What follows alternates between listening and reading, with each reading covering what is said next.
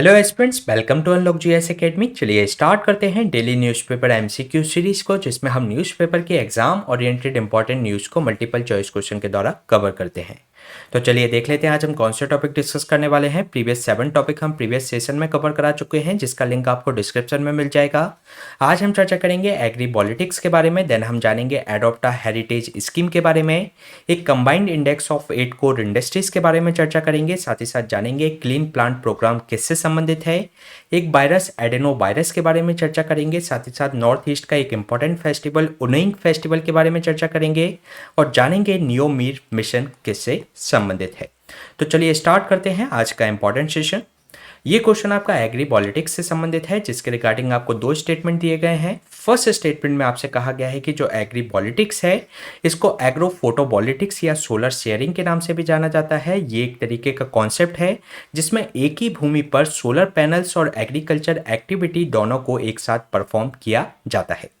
Second statement में आपसे कहा गया है कि जो एग्री पॉलिटिक्स जो सिस्टम है इसके अंतर्गत एनर्जी प्रोडक्शन और क्रॉप कल्टीवेशन दोनों के माध्यम से इनकम जनरेट की जा सकती है। तो इसके रिगार्डिंग आपको करेक्ट आंसर फाइंड आउट करना है। तो चलिए देख लेते हैं इसका आंसर। इसमें जो फर्स्ट स्टेटमेंट में जो बात की गई है कि ये एग्रो पॉलिटिक्स है, इसको एग्रो फोटोवोल्टिक्स या सोलर शेयरिंग के नाम से भी जाना जाता है। ये एक तरीके का कॉन्सेप्ट है जिसमें एक तरीके से ये एक सेम भूमि पर कोलोकेट करता है सोलर पैनल्स और एग्रीकल्चर को एक साथ। तो ये इसके अंतर्गत करेक्ट स्टेटमेंट है। इसके अलावा ये जो एग्रीवोल्टिक जो सिस्टम है इसके अंतर्गत एनर्जी प्रोडक्शन जो कि सोलर पैनल के माध्यम से, साथ ही साथ जो क्रॉप कल्टीवेशन दोनों के माध्यम से इसमें इनकम जनरेट की जा सकती है। तो ये इसके अंतर्गत करेक्ट स्टेटमेंट है, इसलिए इसका जो आंसर हो जाएगा सी बोथ 1 एंड 2। चलिए जान लेते हैं अभी चर्चा में क्यों रहा। ये एक ऐसा रिसेंट में एस्टिमेट लगाया गया है कि जो एग्रो पॉलिटिक्स जो मार्केट है जो अभी 3.6 बिलियन डॉलर का है 2021 में, तो ये बढ़कर 9.3 बिलियन डॉलर का हो जाएगा 2031 तक। इसके अलावा अगर हम बात करें एग्री पॉलिटिक्स की, तो इसको एग्रो फोटोवोल्टिक्स या सोलर शेयरिंग के नाम से भी जाना जाता है। ये एक तरीके का कॉन्सेप्ट है जिसके अंतर्गत एक ही भूमि पर सोलर पैनल और एग्रीकल्चर एक्टिविटी को एक साथ कोलोकेट किया जाता है। ये एक तरीके का इनोवेटिव लैंड यूज सिस्टम है जो कि कंबाइन करता है सोलर एनर्जी प्रोडक्शन साथ ही साथ क्रॉप कल्टीवेशन को इन द सेम स्पेस पर। साथ ही साथ अगर हम इसके प्रोसेस की बात करें तो इसके अंतर्गत इन्वॉल्व किया जाता है जिसमें सोलर पैनल को इंस्टॉल किया जाता है जो क्रॉप्स होती हैं उनके ऊपर, और जो कि एक ग्लास एक काम करता है ग्रीन हाउस गैस इफेक्ट का। तो इसके अंतर्गत ये solar panels green house effect इसके अंतर्गत जनरेट करने में मदद करते हैं। और अगर हम इसके ऑब्जेक्टिव के बारे में बात करें तो इसका जो मेन आइडिया है उसके अंतर्गत एग्रोवोल्टिक्स के पीछे, तो ये एक तरीके से लैंड यूज इफिशिएंसी को बढ़ाता है और ये प्रोड्यूस करता है फूड एंड रिन्यूएबल एनर्जी एक ही लैंड पर। इसके अलावा अगर हम इसके बेनिफिट्स के बारे में बात करें तो जो एक तरीके से लैंड यूज जो इफिशिएंसी है उसको इंक्रीज करता है, क्योंकि इसमें एक ही लैंड पर यूज किया जा रहा है उसका एनर्जी प्रोडक्शन, साथ ही साथ फूड प्रोडक्शन उसके अंतर्गत एक ही लैंड पर जनरेट किए जा रहे हैं, जिससे कि जो एक लैंड यूज जो कॉन्फ्लिक्ट्स हैं उसको ये मिनिमाइज करता है। साथ ही साथ ये जो क्रॉप की जो प्रोडक्टिविटी है और उसकी जो क्वालिटी है उसको भी इम्प्रूव करता है, क्योंकि ये इसमें जो सोलर पैनल्स हैं वह एक तरीके से जो क्रॉप्स होती हैं उनको एक तरीके से शेड प्रोवाइड कराते हैं, यानी कि उनको छाया प्रोवाइड कराते हैं, जिससे कि ये जो फसलों के अंतर्गत जो हीट स्ट्रेस या जो वाटर लॉसेस की जो इसमें समस्या होती है तो उसको ये रिड्यूस कर देता है, और ये साथ ही में क्रॉप यील्ड और उसकी क्वालिटी को भी इंक्रीज करता है। इसके अलावा इसमें जो वाटर यूसेज हैं उसको कम कर देता है, क्योंकि ये जो इसमें जो शेड प्रोवाइड कराता है सोलर पैनल्स के माध्यम से क्रॉप्स को, तो ये वाटर के एवोपरेशन को कम कर देता है, जिसके माध्यम से इसमें इरिगेशन की कम आवश्यकता होती है। साथ ही साथ ये जो कार्बन फुटप्रिंट्स जो इसके अंतर्गत यूज किया जाता है एग्रीकल्चर एक्टिविटी के अंतर्गत, तो उसको भी ये कम कर देता है, क्योंकि इसमें जो एनर्जी जो यूज की जाती है जो कि यहाँ पर जो रिन्यूएबल एनर्जी से जो एनर्जी प्रोड्यूस की जा रही है तो उसका यूज ही यहाँ पर एग्रीकल्चर एक्टिविटी के अंतर्गत कर लिया जाता है, जिससे कि इसका जो कार्बन फुटप्रिंट है वह भी इसके अंतर्गत लोअर हो जाता है। इसके अलावा अगर हम बात करें इसमें जो इकोनॉमिक बेनिफिट होते हैं, क्योंकि अगर एक फार्मर की यहाँ पर कोई भूमि है तो उसका उपयोग वह एनर्जी प्रोडक्शन साथ ही साथ खेती करने के लिए दोनों के लिए वह इसका यूज कर सकता है, जिससे कि उसकी जो इनकम है वह दुगनी हो जाती है।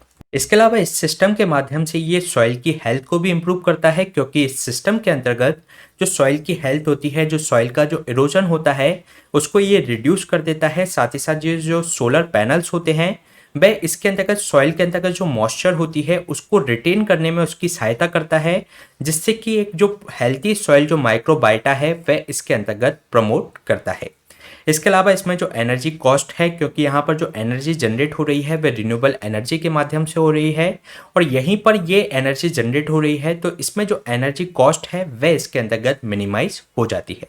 लेकिन इसके कुछ लिमिटेशंस भी है। इसके लिमिटेशंस में क्योंकि इसकी जो इनिशियल कॉस्ट होती है काफ़ी ज़्यादा हाई होती है, इसके अलावा इसके मेंटेनेंस के लिए भी इसमें काफ़ी ज़्यादा खर्चा आता है। साथ ही साथ क्रॉप सिलेक्शंस है उसका काफ़ी लिमिटेड है, और इसमें लैंड यूज जो कॉन्फ्लिक्ट्स हैं उसका भी इसके अंतर्गत सामना करना पड़ता है। इसके अलावा अगर हम इससे संबंधित एक केस स्टडी की बात करें, तो जो साउथ कोरिया है उसके अंतर्गत जब इसको सोलर पैनल के साथ ब्रोकली को इसमें उगाया गया, तो ये इसमें एक बेहतर रिजल्ट निकलकर सामने आया।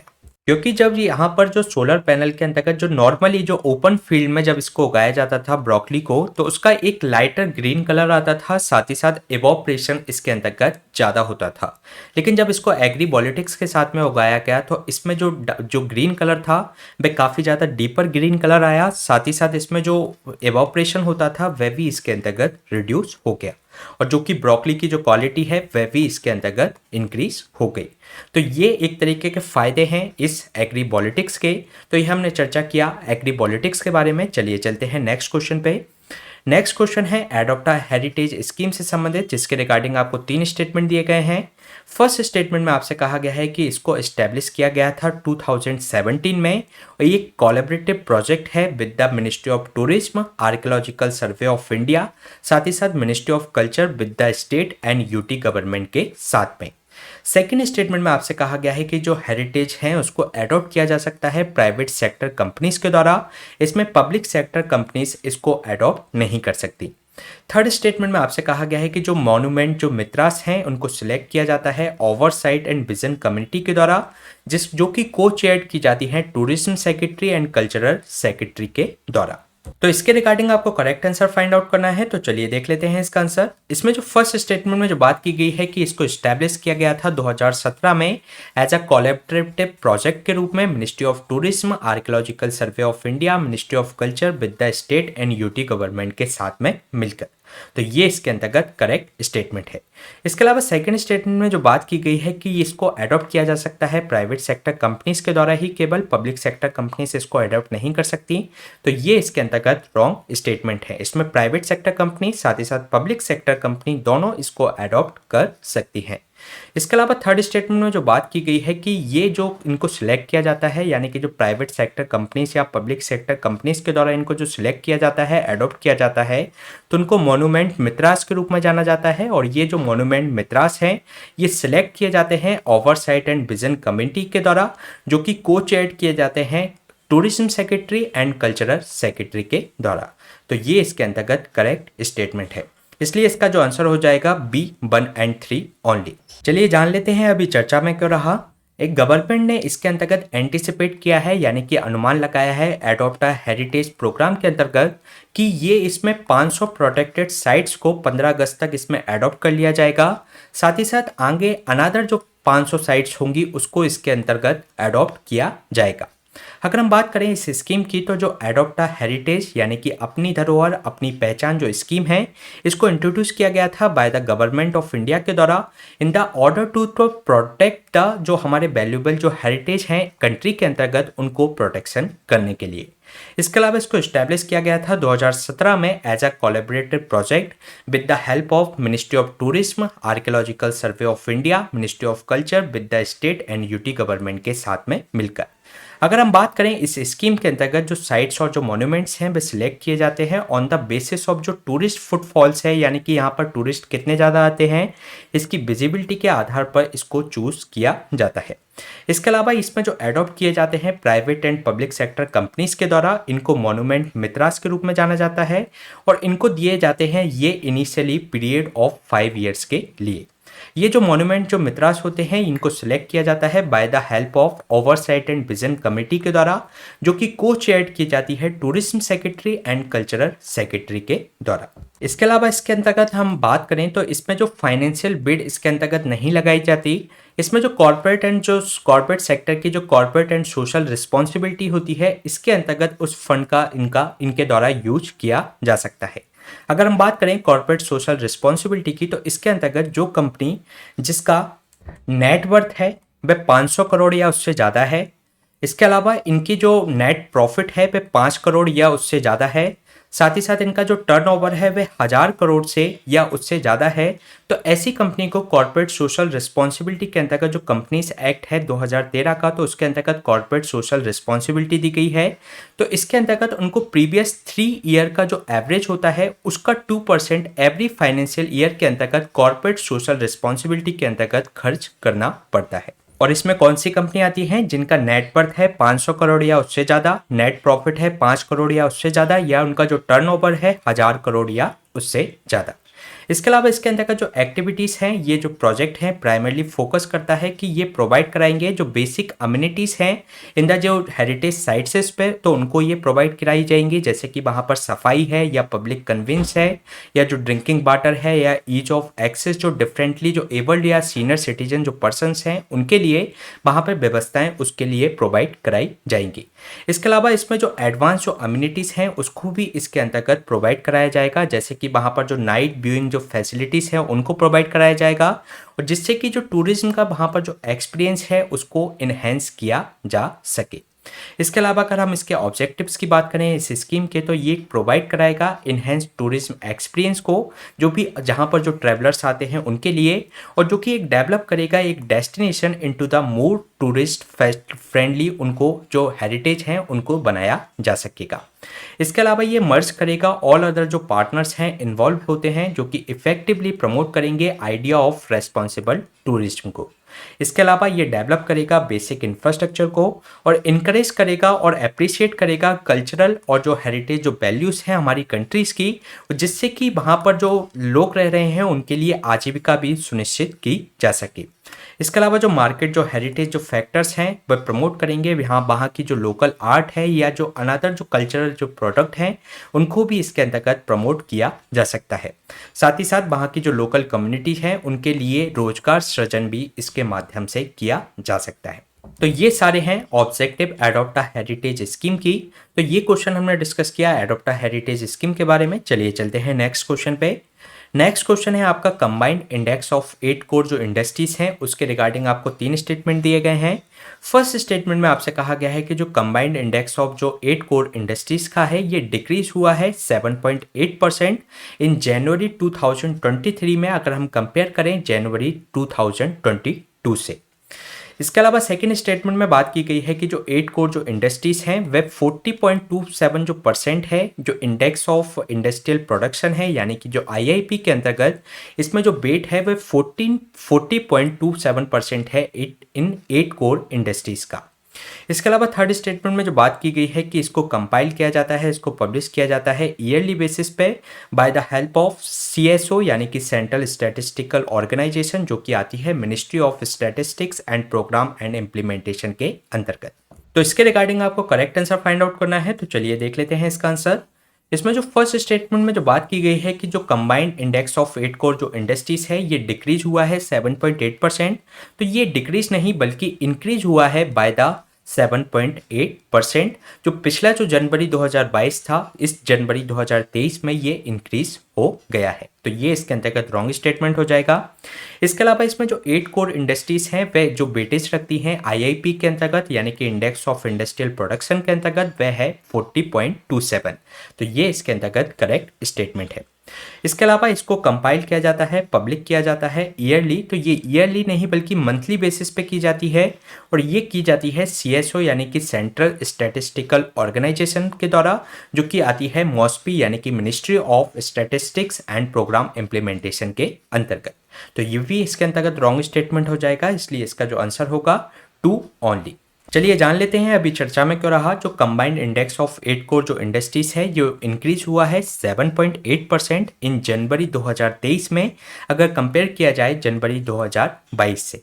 अगर हम बात करें जो इसका जो 8 कोर इंडस्ट्रीज के बारे में, तो ये एक तरीके का मेजर है जो कि कंबाइंडली और इंडिविजुअल जो परफॉर्मेंस होता है प्रोडक्शन का, जो कि 8 कोर इंडस्ट्रीज इसके अंतर्गत शामिल हैं, जिसमें coal, crude oil, natural gas, refinery जो प्रोडक्ट होते हैं, फर्टिलाइजर्स होते हैं, स्टील और जो सीमेंट एंड इलेक्ट्रिसिटी इसके अंतर्गत शामिल हैं। इसके अलावा जो आईआईपी है, जो यानी कि जो इंडेक्स ऑफ इंडस्ट्रियल जो प्रोडक्शन है, उसके अंतर्गत इसका जो वेटेज है 8 कोर इंडस्ट्रीज का वह कितना है 40.27%। इसके अलावा अगर हम इन 8 कोर इंडस्ट्रीज के डिक्रीजिंग ऑर्डर की बात करें तो इसको आप एक निमोनिक्स से आप स्टार्ट कर सकते हैं, जिसमें आप याद कर सकते हैं पेस्को, क्रूड ऑयल, नेस कैफे। तो इस तरीके से आप इसको याद कर सकते हैं इसके निमोनिक्स को, जिसमें आपका ये क्रम भी याद हो जाएगा, जिसमें आपका जो सबसे ज़्यादा वेटेज है वह पेट्रोलियम एंड जो रिफाइनरी प्रोडक्ट हैं उनका, जो पी से पेट्रोलियम एंड रिफाइनरी प्रोडक्ट, ई से आपका हो जाएगा इलेक्ट्रिसिटी, इसके अलावा एस से इसके अंतर्गत स्टील हो जाएगा, और जो को है इससे आपका हो जाएगा कोल, और जो पूरा जो क्रूड ऑयल है ये इसके अंतर्गत आपका क्रूड ऑयल का स्थान इसके अंतर्गत आ जाएगा। इसके अलावा जो नेचुरल गैस है वह नेस्कैफे से जो Na है उससे आप नेचुरल गैस याद कर सकते हैं। इसके अलावा सी से इसके अंतर्गत आप सीमेंट, और जो फर्टिलाइजर है वह Fe से इसके अंतर्गत याद कर सकते हैं। तो इस तरीके से ये जो सबसे ज़्यादा जो वेटेज है वह पेट्रोलियम एंड रिफाइनरी प्रोडक्ट रखते हैं, और जो सबसे कम जो वेटेज है इसके अंतर्गत है वह फर्टिलाइजर का इसके अंतर्गत शामिल है। और अगर हम इसके टोटल वेटेज की बात करें तो वह है 40.27%। इसके अलावा अगर हम बात करें इसके जो आईआईपी है, जो कि इंडेक्स ऑफ इंडस्ट्रियल जो प्रोडक्शन है, ये एक तरीके का इंडिकेटर होता है जो कि मेजर करता है कि जो वॉल्यूम ऑफ प्रोडक्शन ऑफ जो इंडस्ट्रियल जो प्रोडक्ट हैं ड्यूरिंग द गिवन पीरियड, तो उसके अंतर्गत उस वॉल्यूम के अंतर्गत कितना चेंजेस आए हैं। तो ये एक तरीके से index of industrial production define करता है। इसके अलावा ये जो कंपाइल किया जाता है, पब्लिश किया जाता है मंथली बेसिस पे बाय द हेल्प ऑफ जो सेंट्रल स्टैटिस्टिक्स जो ऑर्गेनाइजेशन है उसके माध्यम से, जो कि आती है ministry of statistics and programme implementation के अंतर्गत। इसके अलावा इसमें जो बेस ईयर लिया जाता है वह 2011-12 का बेस ईयर इसके अंतर्गत लिया जाता है। ये एक कंपोजिट इंडिकेटर है जो कि मेजर करता है ग्रोथ रेट ऑफ इंडस्ट्रियल जो ग्रुप्स हैं, जिसके अंतर्गत क्लासिफाइड किए जाते हैं ब्रॉड सेक्टर, जिसमें माइनिंग, मैन्युफैक्चरिंग और जो इलेक्ट्रिसिटी, जिसमें हम 8 कोर इंडस्ट्रीज की जो हमने बात की। इसके अलावा ये जो यूज बेस्ड जो सेक्टर्स होते हैं, जिसके अंतर्गत बेसिक गुड्स हैं या जो कैपिटल गुड्स हैं या जो इंटरमीडिएट गुड्स हैं, इसको भी इसके अंतर्गत शामिल किया जाता है। इसके अलावा इसमें जो ये वेटेज दिया हुआ है, जिसमें आप याद कर सकते हैं जो पेस्को, क्रूड ऑयल, नेस्कैफे से, जिसमें सबसे ज़्यादा वेटेज है पेट्रोलियम एंड रिफाइनरी प्रोडक्ट का और सबसे कम वेटेज है फर्टिलाइजर प्रोडक्शन का। तो ये क्वेश्चन हमने डिस्कस किया 8 कोर इंडस्ट्रीज से संबंधित। चलिए चलते हैं नेक्स्ट क्वेश्चन पे। नेक्स्ट क्वेश्चन है आपका क्लीन प्लांट प्रोग्राम से संबंधित, जिसके रिगार्डिंग आपको 3 स्टेटमेंट दिए गए हैं। फर्स्ट स्टेटमेंट में आपसे कहा गया है कि जो यूनियन गवर्नमेंट ने प्लान किया है कि वह सेटअप करेगी 10 क्लीन प्लांट सेंटर्स को ऑन द लाइन ऑफ जो डेवलप कंट्रीज ने जो इस्टेब्लिश किए हैं, जैसे कि यूएस, नीदरलैंड, इजराइल ने, तो उसी के आधार पर 10 क्लीन प्लांट सेंटर स्थापित किए जाएंगे। सेकेंड स्टेटमेंट में आपसे कहा गया है कि जो सेंटर है इसमें जो फंड्स जो शेयर किया जाएगा वो यूनियन गवर्नमेंट और स्टेट गवर्नमेंट दोनों के द्वारा ये शेयरिंग की जाएगी। थर्ड स्टेटमेंट में आपसे कहा गया है कि जो नेशनल हॉर्टिकल्चर जो बोर्ड है ये एक तरीके से जो क्लीन प्लांट जो प्रोग्राम है उसका संचालन करेगा, यानी कि उसको एंकर करेगा। तो इसके रिगार्डिंग आपको करेक्ट आंसर फाइंड आउट करना है, तो चलिए देख लेते हैं इसका आंसर। इसमें जो फर्स्ट स्टेटमेंट में जो बात की गई है कि यूनियन गवर्नमेंट जैसे कि डेवलप्ड कंट्री के अंतर्गत, जैसे कि यूएस, नीदरलैंड और इजराइल के अंतर्गत, उनकी लाइन पर ये एक 10 क्लीन प्लांट सेंटर को स्थापित करने का प्लान है। तो ये इसके अंतर्गत करेक्ट स्टेटमेंट है। इसके अलावा ये जो सेंटर के द्वारा जो फुल्ली फंडेड होगा ये प्रोग्राम, ना कि शेयर किया जाएगा यूनियन गवर्नमेंट और स्टेट गवर्नमेंट के द्वारा। तो ये फुल्ली फंडेड होगा सेंट्रल गवर्नमेंट के द्वारा, तो ये रॉन्ग स्टेटमेंट हो जाएगा। इसके अलावा थर्ड स्टेटमेंट में जो बात की गई है कि जो नेशनल हॉर्टिकल्चर जो बोर्ड है वह क्लीन प्लांट प्रोग्राम का संचालन करेगा, तो ये इसके अंतर्गत करेक्ट स्टेटमेंट है। तो इसका आंसर हो जाएगा 1 और 3 ओनली। चलिए जान लेते हैं अभी चर्चा में क्यों रहा। जो क्लीन प्लांट जो प्रोग्राम है यूनियन गवर्नमेंट ने प्लान कर रही है कि 10 क्लीन जो प्लांट सेंटर हैं वे इस्टेब्लिश किए जाएंगे, जिससे कि ये बूस्ट कर सकें डोमेस्टिक प्रोडक्शन और जो कि सिलेक्टेड जो क्रॉप्स हैं उनके डोमेस्टिक प्रोडक्शन को इसके अंतर्गत बढ़ाया जा सके। अगर हम बात करें इन क्लीन प्लांट प्रोग्राम के बारे में, तो ये एक तरीके का जो प्रोग्राम है यूनियन गवर्नमेंट इसके अंतर्गत 10 जो क्लीन प्लांट सेंटर इसके अंतर्गत इस्टेब्लिश करेगी ऑन द लाइन ऑफ जो डेवलप कंट्री के अंतर्गत स्थापित है, जैसे कि यूएस, नीदरलैंड और इसराइल के अंतर्गत हमें देखने को मिलते हैं। ये जो सेंटर होंगे सेटअप किए जाएंगे अंडर द आत्मनिर्भर क्लीन प्लांट प्रोग्राम के अंतर्गत, जो कि एक तरीके से बूस्ट करेंगे अवेलेबिलिटी ऑफ जो डिसीज फ्री क्वालिटी जो प्लांटिंग जो मटेरियल होते हैं और जो हाई वैल्यू जो हॉर्टिकल्चर जो क्रॉप्स हैं उसको इसके अंतर्गत प्रोड्यूस किया जा सकेगा। ये जो सेंटर हैं ये फुल्ली फंडेड किया जाएगा यूनियन गवर्नमेंट के द्वारा, और इसका जो इम्प्लीमेंटेशन किया जाएगा वह इम्प्लीमेंट किया जाएगा पीपीपी मॉडल, यानी कि प्राइवेट सेक्टर को भी इसमें इन्वॉल्व किया जाएगा in the partnership with the जो रिसर्च ऑर्गेनाइजेशन है, एग्रीकल्चर जो यूनिवर्सिटीज़ हैं, साथ ही साथ जो प्राइवेट सेक्टर जो पार्टनर्स हैं इसके अंतर्गत शामिल किए जाएंगे। इसके अलावा इसमें जो नेशनल हॉर्टिकल्चर जो बोर्ड है वह इसका जो क्लीन प्लांट प्रोग्राम है उसका संचालन करेगा। इसमें जो 10 सेंटर्स होंगे वे इस्टेब्लिश करेंगे जो फ्रूट क्रॉप्स हैं, जैसे कि एप्पल के लिए या वॉलनट या जो आलमंड्स और जो आपकी ग्रेप्स हैं, मैंगोस हैं या पोमीग्रेनेट्स हैं, तो उनके लिए स्थापित किए जाएंगे। और ये एक तरीके से नेक्स्ट जो टिल 2030 तक इनको इसके अंतर्गत स्थापित किया जाएगा, जिससे कि ये जो फसलें हैं उनको डिसीज फ्री एक तरीके से उनको बनाया जा सके और जो इंटरनेशनल मार्केट के अनुसार उनको इसके अंतर्गत प्रोड्यूस किया जा सके। इसके अलावा इसका जो सिग्निफिकेंस की बात करें तो इस प्रोग्राम की हमें काफ़ी ज़्यादा ज़रूरत थी, जो कि एक तरीके से फोस्टर करेगा डिसीज फ्री और जो जेन्युइन जो प्लांटिंग जो मटेरियल्स होते हैं हॉर्टिकल्चर क्रॉप्स के लिए, तो इसके अंतर्गत यूज किए जा सकते हैं। इसके अलावा जो क्लीन प्लांट जो सेंटर हैं वे प्रोवाइड कराएंगे सर्विसेज ऑफ डिसीज डायग्नोस्टिक, यानी कि प्लांट के अंतर्गत कोई डिसीज है तो उसको डायग्नोज किया जाएगा, उसकी थेरेपी की जाएगी, साथ ही साथ मल्टीप्लाइंग किया जाएगा उस प्लांट को, साथ ही साथ जनरेट किया जाएगा वहाँ के जो मदर प्लांट है उस जगह पर जो उगता है उसको ही उसके अंतर्गत इम्प्रोवाइज किया जाएगा। तो ये क्वेश्चन हमने डिस्कस किया क्लीन प्लांट सेंटर के बारे में। चलिए चलते हैं नेक्स्ट क्वेश्चन पे। नेक्स्ट क्वेश्चन है आपका एडेनो वायरस से संबंधित, जिसके रिगार्डिंग आपको 3 स्टेटमेंट दिए गए हैं। फर्स्ट स्टेटमेंट में आपसे कहा गया है कि जो एडेनो वायरस है एक नॉन एनवलप्ड यानी कि गैर ढका हुआ डबल स्टैंडर्ड डीएनए वायरस है, जो कि फर्स्ट डिस्कवर्ड किया गया था जो ह्यूमन का जो एडेनोइड टिश्यू होता है उसके अंतर्गत। सेकेंड स्टेटमेंट में आपसे कहा गया है कि इसका जो स्पेसिफिक ट्रीटमेंट है, ये जो अप्रूवल जो एंटीवायरल मेडिकेशंस हैं वे अवेलेबल हैं for the adeno virus infection के लिए। थर्ड स्टेटमेंट में आपसे कहा गया है कि जो एडेनो वायरस है ये एक हाईली कंटेजियस है और ये स्प्रेड कर सकता है from the infected person to the other through the close contact, साथ ही साथ टचिंग और जो शेकिंग हैंड के माध्यम से ये फैल सकता है। तो इसके रिगार्डिंग आपको करेक्ट आंसर फाइंड आउट करना है, तो चलिए देख लेते हैं इसका आंसर। इसमें जो फर्स्ट स्टेटमेंट में बात किया गया है कि जो एडेनो वायरस है एक नॉन एनवलप्ड और डबल स्टैंडर्ड डीएनए वायरस है, जो कि फर्स्ट डिस्कवर्ड किया गया था जो ह्यूमन का एडेनोइड टिश्यू होता है उसके अंतर्गत, तो ये इसके अंतर्गत करेक्ट स्टेटमेंट है। इसके अलावा सेकेंड स्टेटमेंट में जो बात की गई है कि इसके लिए ट्रीटमेंट और जो एंटीवायरल मेडिकेशन अवेलेबल है, तो ये इसके अंतर्गत रॉन्ग स्टेटमेंट है, क्योंकि इसके लिए अभी ट्रीटमेंट और जो एंटीवायरल जो मेडिकेशन है वह अभी अवेलेबल नहीं है। और थर्ड स्टेटमेंट में जो बात की गई है कि ये हाईली कंटेजियस है, तो ये करेक्ट स्टेटमेंट है, क्योंकि ये एक दूसरे के हाथ मिलाने से या टच करने से ये फैल सकता है। तो ये इसके अंतर्गत करेक्ट स्टेटमेंट है, इसलिए इसका जो आंसर हो जाएगा बी 1 और 3 ओनली। चलिए जान लेते हैं अभी चर्चा में क्यों रहा।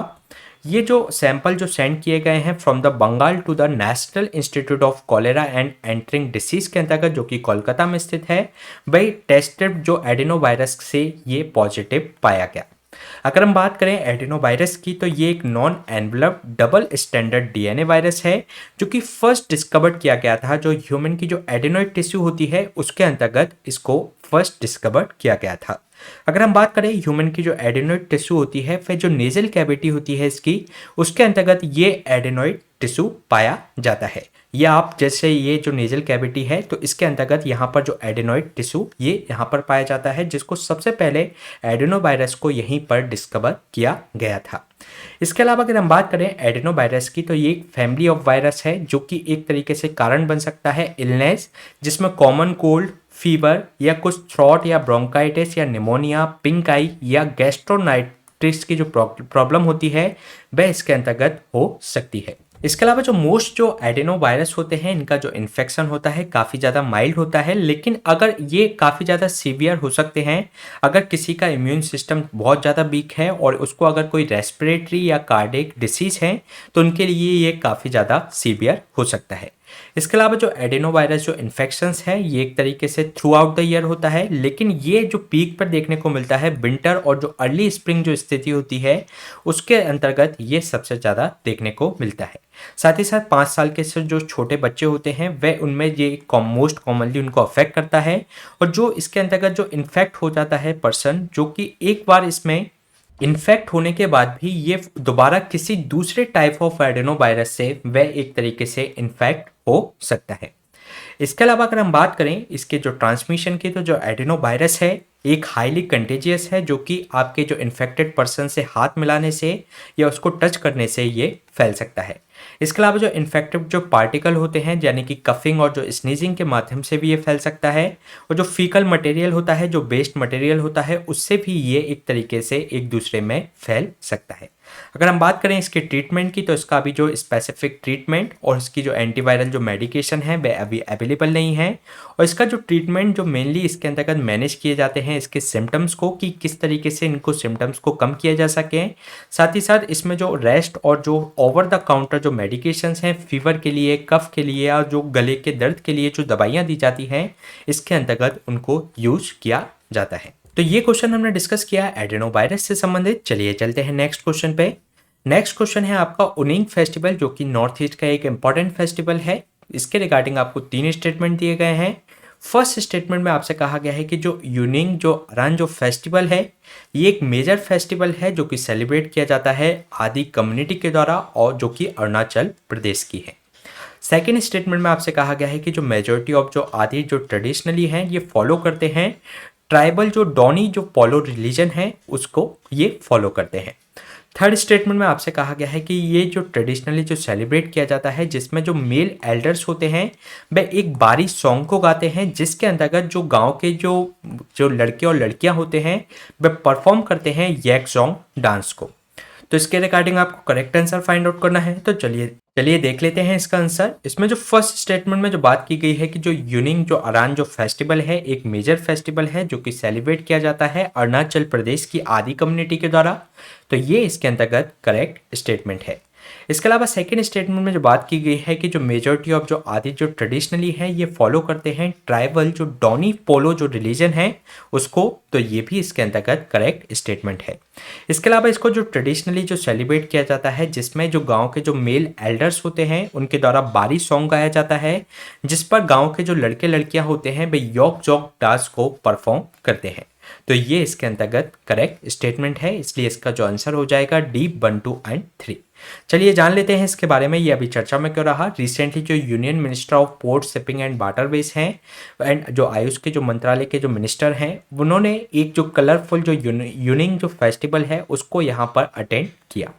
अगर हम बात करें उनिंग अरान फेस्टिवल की, तो ये एक मेजर फेस्टिवल है जो कि सेलिब्रेट किया जाता है जो कि अरुणाचल प्रदेश की जो आदि कम्युनिटी है उनके द्वारा, और ये जो फेस्टिवल है उनिंग जो कि सेलिब्रेट किया जाता है जो कि कल्टीवेशन का जो सीजन है उसकी शुरुआत में ये किया जाता है और जो एक तरीके का इनका ये न्यू ईयर माना जाता है।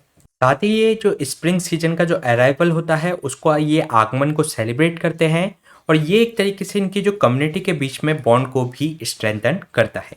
ये जो फेस्टिवल है ये ट्रेडिशनली जो सारे जो ऑल मेल मेंबर होते हैं फैमिली के वह हंटिंग गतिविधि के लिए जंगल में चले जाते हैं एक वीक के लिए।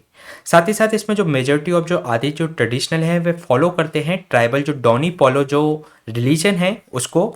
साथ ही साथ ये वर्शिप करते हैं गॉड एंड गॉडेस की, जैसे कि काइन, नेन, डॉनिंग जो बोटे हैं, साथ ही साथ गुमिन, सोइन और जो पैडोंग नाने हैं उनको ये एक तरीके से पूजते हैं। इसके अलावा जो ट्रेडिशनली ये सेलिब्रेट किया जाता है इसमें जो गांव के जो एल्डर्स होते हैं वह मेल जो एल्डर्स होते हैं वह बारी सॉन्ग गाते हैं जिस पर जो गांव के लड़के लड़की होती हैं वह योग जोंग डांस को परफॉर्म करते हैं।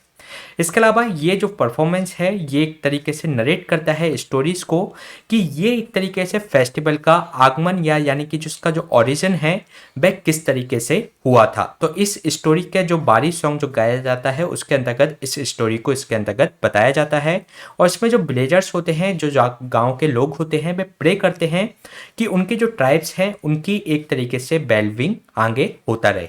तो इस तरीके से ये जो आदि कम्युनिटी है अरुणाचल प्रदेश की उसके द्वारा ये उनिंग फेस्टिवल सेलिब्रेट किया जाता है अरुणाचल प्रदेश में। इसके अलावा ये हमने बात किया उनिंग फेस्टिवल के बारे में। चलिए चलते हैं नेक्स्ट क्वेश्चन पे। नेक्स्ट क्वेश्चन है आपका न्यू मीर मिशन से संबंधित जिसके रिगार्डिंग आपको दो स्टेटमेंट दिए गए हैं। फर्स्ट स्टेटमेंट में आपसे कहा गया है कि जो नासा का जो अपकमिंग जो न्यू मीर मिशन है ये लॉन्च किया जाएगा into the orbit around the जो फर्स्ट लैग्रांज जो पॉइंट है L1 between the sun and earth के बीच में। इसके अलावा सेकेंड स्टेटमेंट में आपसे कहा गया है कि जो नियोमीर जो ऑर्बिट कर एक तरीके से ऑब्जर्वेटरी होगा जो कि एक्ट करेगा अर्ली वार्निंग सिस्टम की अगर कोई सन की डायरेक्शन से कोई एस्टेरॉयड अर्थ की तरफ आ रहा है तो उसके लिए ये एक अर्ली वार्निंग सिस्टम के रूप में काम करेगा। तो इसके रिगार्डिंग आपको करेक्ट आंसर फाइंड आउट करना है। तो चलिए देख लेते हैं इसका आंसर। इसमें जो फर्स्ट स्टेटमेंट में बात की गई है कि ये जो नासा का अपकमिंग नियोमीर मिशन है तो ये नासा का नहीं बल्कि यूरोपियन स्पेस एजेंसी का है। तो ये इसके अंतर्गत रॉन्ग स्टेटमेंट हो जाएगा। इसके अलावा इसको लॉन्च किया जाएगा जो लैग्रांज पॉइंट है L1 तो उस पर इसको लॉन्च किया जाएगा जो कि सन एंड अर्थ के बीच में जो L1 है तो उसके अंतर्गत इसको लॉन्च किया जाएगा। तो इसके अंतर्गत ये रॉन्ग स्टेटमेंट हो जाएगा। इसके अलावा सेकंड स्टेटमेंट में जो बात की गई है कि जो नियोमीर है एक तरीके से ऑर्बिटिंग ऑब्जर्वेटरी के रूप में काम करेगा जिसमें से अगर सन से आने वाला कोई अगर एस्टेरॉयड अर्थ के लिए खतरा हो सकता है तो उसके लिए एक अर्ली वार्निंग सिस्टम के रूप में काम करेगा। तो ये इसके अंतर्गत करेक्ट स्टेटमेंट है, इसलिए इसका आंसर हो जाएगा B2 ओनली। चलिए जान लेते हैं इसके बारे में। ये जो यूरोपियन स्पेस एजेंसी है ये प्लान कर रही है नियोमीर मिशन को जो कि एक तरीके से डेंजरस जो एस्टेरॉइड्स हैं अगर जो सन से पृथ्वी की तरफ आ सकते हैं तो उनको एक लिए एक तरीके से अर्ली वार्निंग सिस्टम के रूप में ये काम कर सके। अगर हम बात करें नियोमीर मिशन की तो ये लॉन्च किया जाएगा यूरोपियन स्पेस एजेंसी के द्वारा जो कि एक अपकमिंग नियोमीर मिशन होगा जो कि लॉन्च किया जाएगा जो अर्थ एंड सन के बीच में जो 5 लैग्रांज पॉइंट हैं तो उनके बीच में लैग्रांज पॉइंट 1 के अंतर्गत इसको स्थापित किया जाएगा। ये एक तरीके से टेलीस्कोपिक व्यू देगा एस्ट्रॉइड्स का जो कि एक तरीके से अर्थ पर आ सकते हैं in the from the direction of the sun से। इसके अलावा ये एक तरीके से डिटेक्ट कर सकता है जो हिडन एस्ट्रॉइड्स को जो नियोमीर होगा एक तरीके से ऑर्बिट करेगा ऑब्जर्वेटरी में जो कि एक अर्ली वार्निंग सिस्टम के रूप में काम कर सकता है। और इसमें जो एस्ट्रॉइड्स हैं ये विजिबल होते हैं क्योंकि ये एक तरीके से सन की लाइट को रिफ्लेक्ट करते हैं तो इसके कारण से ये दिखते हैं, लेकिन ये एक तरीके से हम अर्थ से नहीं देख सकते और जो कि एक तरीके से काफ़ी ज़्यादा क्लोज होते हैं सन के तो उनको भी हम इसके द्वारा नहीं देखे जा सकते। तो इसलिए एक तरीके से ये नियोमीर जो मिशन है वह काफ़ी ज़्यादा हेल्पफुल हो सकता है।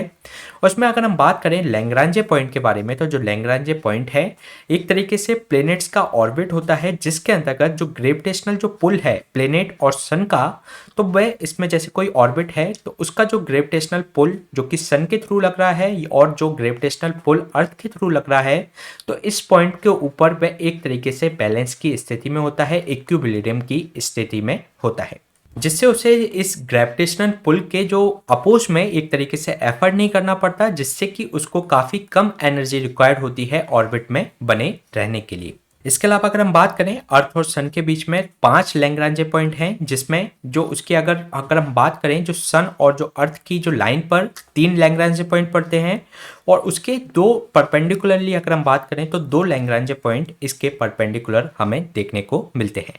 अगर हम बात करें इसकी जो लाइन पर जो लैग्रांज पॉइंट है L1 L2 एंड L3 तो ये एक तरीके से अनस्टेबल लैग्रांज पॉइंट माने जाते हैं। इसके अलावा जो L4 और जो L5 हैं वह स्टेबल लैग्रांज पॉइंट माने जाते हैं। तो अगर आपसे पूछे कि अर्थ एंड जो सन के बीच में कितने लैग्रांज पॉइंट हैं तो ये इसके बीच में 5 लैग्रांज पॉइंट है। इसके अलावा जो हमारा आदित्य L1 मिशन भी जो हम भेजने वाले हैं इसरो के द्वारा तो वह भी L1 लैग्रांज पॉइंट पर ही स्थापित किया जाएगा। और लैग्रांज पॉइंट 1 पर स्थापित करने का फायदा ये होता है कि जो इक्लिप्स की जो सूर्य ग्रहण की जो स्थिति बनती है वह L1 पर हमें देखने को नहीं मिलती। तो ये एक तरीके से ये हेल्पफुल होता है क्योंकि इसमें हमेशा इस पर सूर्य ग्रहण का कभी प्रभाव नहीं पड़ेगा, तो हमेशा इससे नज़र रखी जा सकती है। इसके अलावा अगर हम बात करें, जो मॉनिटर कर सकता है, जो जो सन के अराउंड जो रिंग है उसको इसके द्वारा मॉनिटर की जा सकती है नियोमिर मिशन के द्वारा, जो कि एक तरीके से जो क्लोज रिंग है सन के अराउंड, तो उसको एक तरीके से ग्राउंड से ऑब्जर्व नहीं किया जा सकता, तो वह की जा सकती है नियोमिर मिशन के द्वारा। इसके अलावा इसमें जो हीट है उसको डिटेक्ट किया जा सकता है, क्योंकि एक तरीके से हमारे पास जब वायुमंडल से होते हुए जब जो हीट जो धरती पर आती है, तो उसको हम एक तरीके से बेहतर तरीके से उसको ऑब्जर्व नहीं कर पाते, और जब वहां पर वायुमंडल नहीं होगा तो नियोमिर मिशन के द्वारा उस जो हीट है उसको बेहतर तरीके से डिटेक्ट किया जा सकेगा।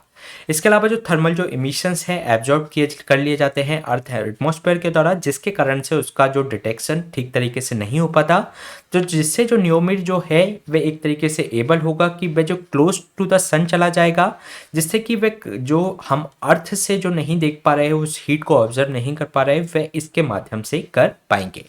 इसके अलावा इससे संबंधित जो डेटा है लोकल जो वहाँ की जो लोकल अथॉरिटी को या जो वहाँ की जो कम्युनिटीज़ को, तो वह एक तरीके से जो ईयरबड्स जो होते हैं उसकी जो इन्फॉर्मेशन इसके डेटा के माध्यम से पहले ही दी जा सकेगी, तो उसके रिगार्डिंग डेटा भी इसमें प्रोवाइड किया जा सकेगा। हीट को भी हम बेहतर तरीके से इसमें एब्जॉर्व कर पाएंगे, साथ ही साथ सन के अराउंड जो रिंग है उसको भी इसके अंतर्गत बेहतर तरीके से ऑब्जर्व कर पाएंगे। तो ध्यान रखिएगा जो नियोमिर जो मिशन है वह नासा का नहीं बल्कि यूरोपियन स्पेस एजेंसी का है। तो ये क्वेश्चन हमने डिस्कस किया नियोमिर मिशन से संबंधित। इसी तरीके के सेशन हम आपके बीच में लाते रहेंगे। आप हमसे इस टेलीग्राम चैनल से भी जुड़ सकते हैं। Please stay tuned, subscribe unlock GS academy. Thank you.